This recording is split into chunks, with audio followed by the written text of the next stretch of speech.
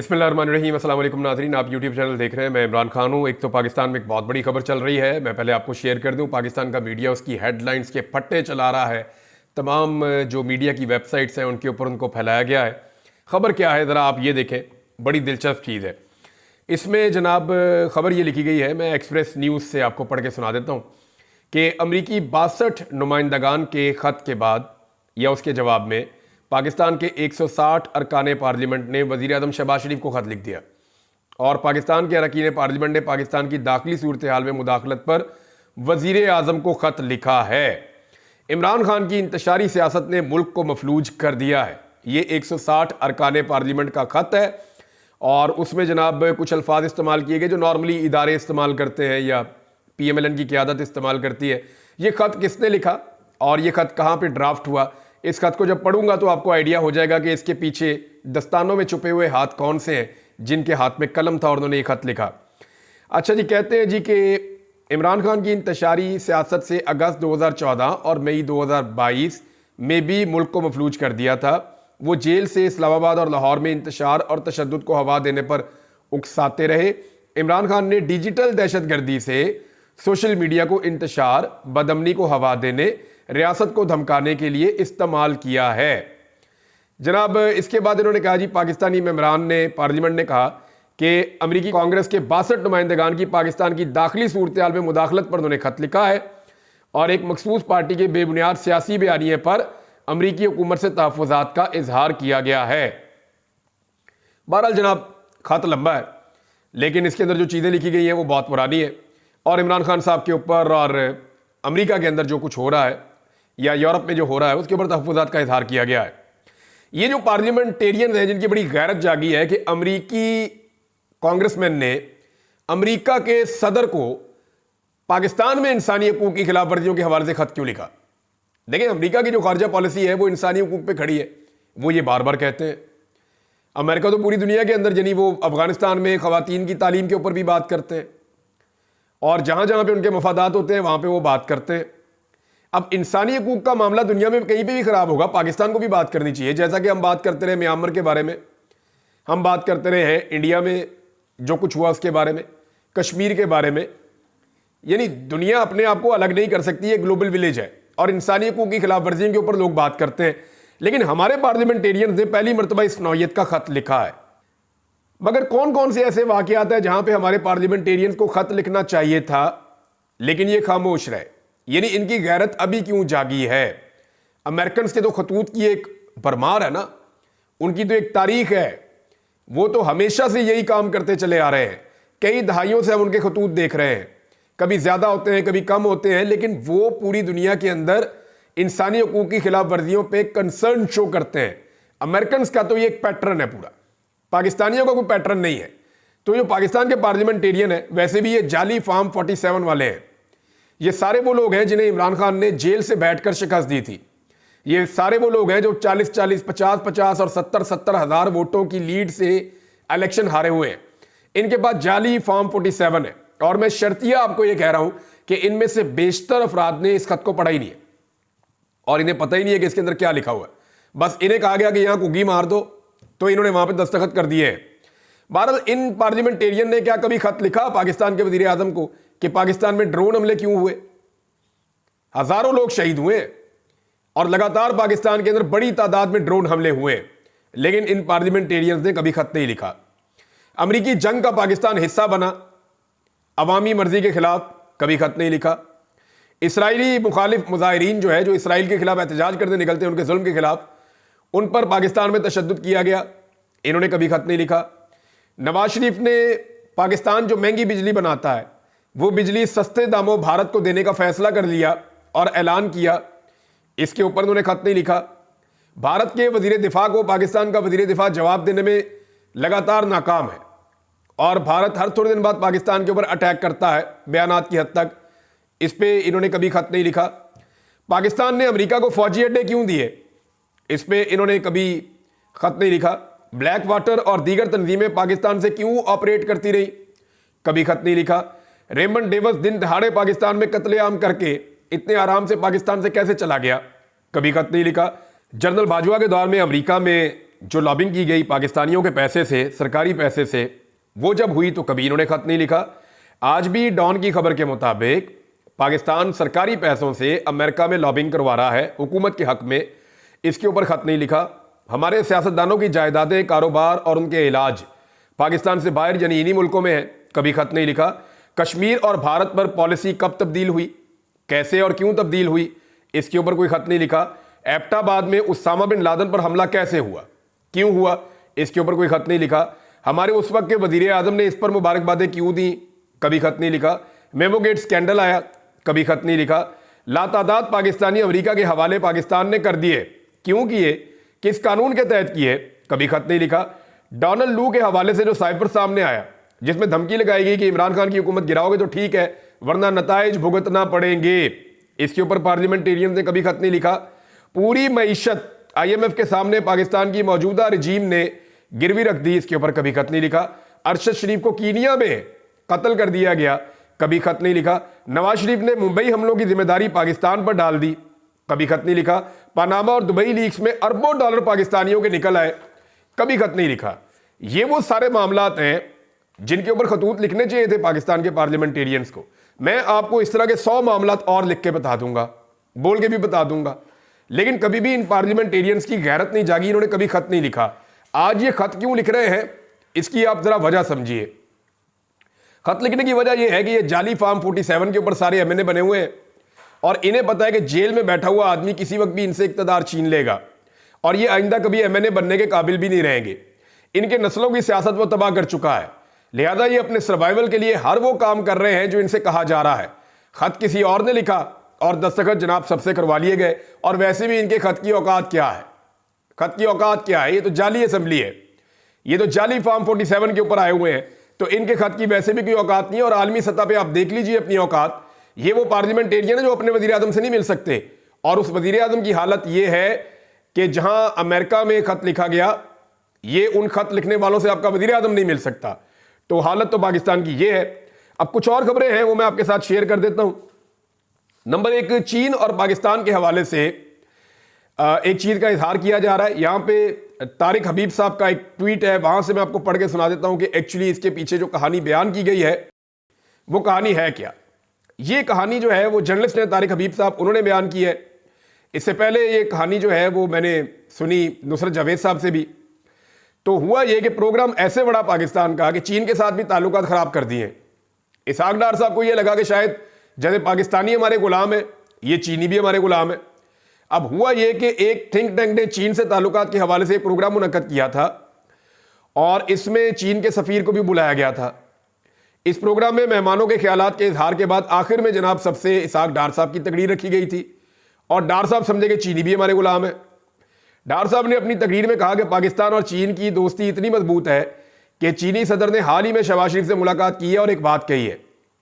उन्होंने कहा कि पाकिस्तान के अलावा दुनिया में किसी भी मुल्क में अगर चीनी बाशिंदों को नुकसान पहुंचेगा तो चीन इस मुल्क में सरमायाकारी नहीं करेगा और ना ही इस मुल्क के साथ ताल्लुकात को फरोग देगा। सिर्फ पाकिस्तान को चीन की इस पॉलिसी से इस्तिस्ना है, यानी पाकिस्तान में चीनी मरते मर जाए तो यहां पे चीन की पॉलिसी नहीं बदलेगी। यहां पे चीन जो है वो पाकिस्तान के साथ ताल्लुकात भी रखेगा और सरमायाकारी भी करेगा, बेशक चाइनीज मरते रहे। लेकिन बाकी दुनिया में अगर चाइनीज के साथ कुछ होगा तो चीन की पॉलिसी है कि ना सरमायाकारी करेगा और ना ताल्लुकात रखेगा। ये इतना बड़ा दावा कर दिया इसहाक डार साहब ने बगैर पूछे। डार साहब की तकरीर के बाद जो है प्रोग्राम खत्म होना था, मगर चीनी सफीर ने इजाजत लेकर दोबारा स्टेज पर आए और वाज़ेह अल्फाज में कहा कि चीनी सदर ने अपने मुल्क के बाशिंदों के तहफ़्फ़ुज़ के लिए किसी इकदाम से गुरेज नहीं करेंगे और इस हवाले से जो पॉलिसी होगी इससे किसी भी मुल्क को इस्तिस्ना हासिल नहीं है। यानी इसहाक डार साहब का दावा उनके प्रोग्राम समेत वाड़ दिया चीन के सफीर ने। एक तरफ सफीर है, एक तरफ डिप्टी वजीर आजम है, तो ये आपकी औकात। चीनी सदर के लिए सबसे पहले चीनी बाशिंदों की जान है, उसके बाद कुछ और है। ठीक है, उनका उसूली मौक़िफ़ है, ठीक बात की है। तो चीनी सफीर के खिताब के दूसरे राउंड के बाद प्रोग्राम तो बढ़ गया और इसमें जनाब डार साहब का फिर चेहरा देखने वाला था, उनकी हालत देखने वाली थी। उनके चेहरे पे एक रंग आ रहा था और एक रंग जा रहा था और यानी डार साहब को लगा जैसे पाकिस्तानियों की जान सस्ती है और पाकिस्तानी मारे जाए तो कुछ नहीं होता, तो ऐसे ही जो चीनी है उनकी भी जान सस्ती है और हम उनके बारे में भी इस तरह के दावे कर सकते हैं। नाज़रीन, पाकिस्तान के दफ्तर खारजा ने इसके ऊपर हैरत का इजहार किया बाद में, क्योंकि मौके पे तो डार साहब का मुंह बंद हो गया था। और पाकिस्तान में चीन के सफ़ीर का बयान हैरानकुन है, जो दोनों ममालिक के सफारती ताल्लुकात की अक्कासी नहीं करता। पाकिस्तान ने इसके ऊपर ये रद्द अमल दिया है। मरियम नवाज साहिबा ने एक और दावा कर दिया, और अपने वालिद को लेकर, अपनी पॉलिटिकल पार्टी को लेकर वो बार बार ये दावा करती हैं। ये मुखालिफिन भी कह रहे हैं कि नून लीग की हवा चल पड़ी है, तो मुखालिफिन वाकई ये कह रहे हैं कि नून लीग की हवा चल नहीं पड़ी, नून लीग की हवा निकल गई है। नून लीग के गुब्बारे में जाली फार्म 47 के साथ जो हवा भरी थी पाकिस्तान के इदारों ने और सहूलतकारों ने मिलकर, वो हवा अब निकलने का टाइम हो गया है।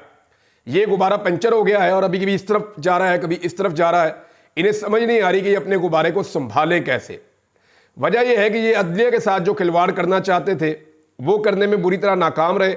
सिर्फ पाकिस्तान तहरीक इंसाफ इकट्ठी होकर और यकमुश्त अवामी सपोर्ट के साथ एक तहरीक चलाएगी तो सूरत बदल जाएगी। अलीमा खान साहिबा ने एक बड़ी इंपॉर्टेंट बात की है। उन्होंने ना डोनाल्ड ट्रंप के इलेक्शन को लेकर, बहुत सारे लोग बहुत जज्बाती हो जाते हैं, लेकिन उससे फर्क पड़ेगा, लेकिन इंटरनेशनल फ्रंट है ना। यानी अलीमा खान साहिबा ने यह कहा कि डोनाल्ड ट्रंप पे जिसको उम्मीद है वो रहे, लेकिन पाकिस्तानियों को खुद कुछ करना पड़ेगा और पाकिस्तानियों को इमरान खान के लिए तहरीक चलानी पड़ेगी, और हम एक आज़ाद मुल्क है।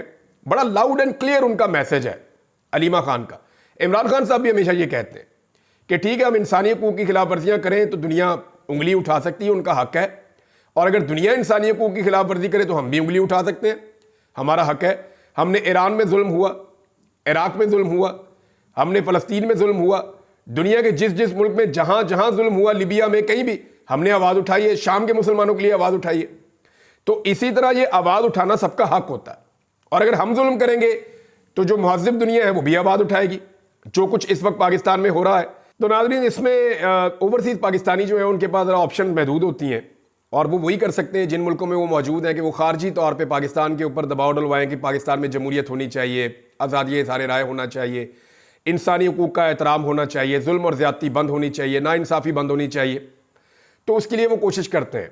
अभी हाल ही में पाकिस्तान तहरीक इंसाफ के सज्जाद बरकी और डॉक्टर आतिफ खान की पाकिस्तानी अमरीकी डॉक्टरों के ग्रुप के साथ लारा ट्रंप और रिपब्लिकन नेशनल कमेटी की शरीक सदर के साथ मुलाकात हुई है, और उन्होंने पाकिस्तान के हवाले से और इमरान खान के साथ होने वाले सलूक से आगाह किया, और लारा ट्रंप ने वफ्द को यकीन दहानी भी करवाई है कि जी अगर उन्हें ये इक़्तिदार मिल जाता है तो वो पाकिस्तान में इंसानी हकूक़ के हवाले से आवाज़ ज़रूर उठाएंगे। डोनाल्ड ट्रंप भी ऐसा ही कह चुके हैं। इसी बुनियाद पे जो पाकिस्तानी कम्युनिटी है वो वहाँ पे डोनाल्ड ट्रंप को सपोर्ट कर रही है। हालांकि देखें, डोनाल्ड ट्रंप के मामलात हों या जो बाइडन के मामलात हों, वो पाकिस्तान की बहुत सारी पॉलिसी से वो अलग होते हैं। पाकिस्तान की आवाम कुछ चीज़ें किसी और तरह चाहती है, लेकिन अमेरिकन उन चीज़ों को किसी और तरह चाहते हैं। तो ये तो इख्तलाफ रहेगा, लेकिन जो कम से कम इत्तफाक हो सकता है वो इस बात पे हो गया, जो बाइडन की पार्टी के साथ नहीं हो सका और ट्रंप की पार्टी के साथ हो गया, कि पाकिस्तान में इंसानी हकूक़ की खिलाफ वर्जी के हवाले से वो अपनी आवाज़ उठाएंगे।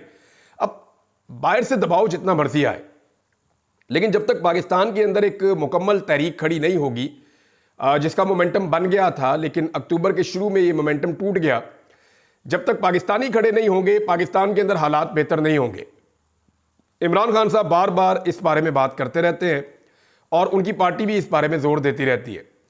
शेर अफजल मरवत साहब जो है वो वापस खबरों में आ गए हैं, और कुछ चीज़ें उन्होंने ऐसी की हैं जिसके बाद सोशल मीडिया के सारिफीन भी उनके ऊपर तनकीद कर रहे हैं। वजह यह है कि मरवत साहब ने कहा जी मेरे पास 30-40 वोट थे सुप्रीम कोर्ट बार एसोसिएशन के इलेक्शन में, लेकिन हामिद खान, क्योंकि सामने हामिद खान का ग्रुप था, तो मैंने हामिद खान को वोट नहीं डाला। इस पे सोशल मीडिया सारिफीन ये कह रहे हैं कि आपको इस बात का अंदाज़ा भी है कि आपने अगर वोटर्स को रोका है या अपने इन्फ्लुएंस को इस्तेमाल किया है हामिद खान के उम्मीदवार को हराने के लिए, तो आपने दूसरी तरफ फ़ायदा दे दिया है आज़म नज़ीर तारड़ साहब और एहसन भून साहब को और हुकूमत को कि उनका ग्रुप कामयाब हो जाए। अब इस पर बुछाड़ हो रही है शेर अफजल मरवत के ऊपर कि उन्हें इमरान खान को देखना चाहिए था। यानी बहुत सारे लोग ऐसे हैं जिन्हें लोग शक्ल से पसंद नहीं करते, बहुत सारे उम्मीदवार ऐसे हैं जिनकी लोग शक्ल भी नहीं देखना चाहते, लेकिन इलेक्शन में लोगों ने उनको वोट इसलिए डाल दिया कि उनके पास इमरान खान का टिकट था। लोगों को लगा कि यार ये जैसा भी है। शेर अफजल मरवत साहब के अपने वोट कितने थे, कभी वो गिन के देख लेना कि जब माजी में कभी उन्होंने इलेक्शन लड़ा इमरान खान के बगैर, तो उनके अपने वोट कितने थे, तो उनके तो वोट उतने ही होंगे। लेकिन जब वो इमरान खान के टिकट के साथ गए तो फिर उनके वोट कितने बढ़ गए। तो लोगों ने उन्हें वोट नहीं डाला, लोगों ने इमरान खान को वोट डाला। तो शेर अफजल मरवत साहब ये फॉर्मूला कैसे भूल गए, बहुत सारे लोग ये सवालात उठा रहे हैं। सलमान अकरम राजा साहब ने शेर अफजल मरवत साहब के हवाले से कहा कि शेर अफजल मरवत को आखिरी मौका दे रहे हैं, अगर बाज ना आए तो कार्रवाई होगी। और यानी वो कह रहे हैं जी अगर वो पार्टी में कोई किरदार अदा करना चाहते हैं तो हम उन्हें एक मौका दे रहे हैं, लेकिन अगर उनकी जानिब से नज़्म ज़ब्त का मुजाहरा ना किया गया तो हम उनके खिलाफ कार्रवाई करेंगे। शेर अफजल मरवत साहब का जवाब भी आया, सख्त जवाब है कि जनाब मैं आपको जवाबदेही नहीं हूँ, और वो डायरेक्टली समझते हैं कि वो इमरान खान को जवाब दें। लेकिन जब आप एक पॉलिटिकल पार्टी में होते हैं, एक सिस्टम में होते हैं, तो फिर आपको उस पॉलिटिकल पार्टी की पॉलिसी को फॉलो करना पड़ता है और आपको मिलकर चलना पड़ता है बाकी सब लोगों के साथ। आप अपना अलग एक वो मामला नहीं कर सकते। लेकिन शेर अफजल मरवत तो फिर शेर अफजल मरवत है, आपको आइडिया है कि वो हमेशा खबरों में रहते हैं और तनकीद की जद में भी रहते हैं। पाकिस्तान तहरीक इंसाफ के अंदर धड़े हैं मुख्तलिफ, कोई उन्हें सपोर्ट करता है और कुछ धड़े उनकी मुखालफत भी करते हैं, और वो ये कहते हैं कि शेर अफजल मरवत साहब को डिसिप्लिन के अंदर रहना चाहिए। अब ये वोट ना डालना जो है या इस किस्म का दावा करना, ये बड़ी अजीब चीज़ है। उनका एक और बयान भी आया था कि नवाज शरीफ जब तक नहीं चाहेंगे इमरान खान बाहर नहीं आएंगे, तो मैं इससे इत्तफाक नहीं करता। नवाज शरीफ साहब तो खुद पाकिस्तान से बाहर जाने के लिए जो है वो मंजूरियां मांगते फिर रहे थे, तो इमरान खान के बाहर आने का नवाज शरीफ से क्या ताल्लुक। नवाज शरीफ तो वो शख्स है जो वज़ीर आज़म बनने पाकिस्तान में आया, लेकिन बड़ी मुश्किल से एक फार्म 47 उनको मिला जिसपे वो MNA बने, मेंबर कौमी असम्बली। तो मुझे लगता है कि शेर अफजल मरवत साहब बाज़ औक़ात ऐसी चीज़ें कह जाते हैं जिसके बारे में शायद उन्होंने सोचा नहीं होता कि इसका इम्पैक्ट क्या आएगा। नाज़रीन, इस वीलॉग को यहाँ पे रोक लेते हैं और कुछ और चीज़ें आपके साथ शेयर करेंगे बाद में अगले वीलॉग में। अब तक के लिए इतने, अपना ख्याल रखिएगा, अपने इस चैनल का भी। अल्लाह हाफ़िज़।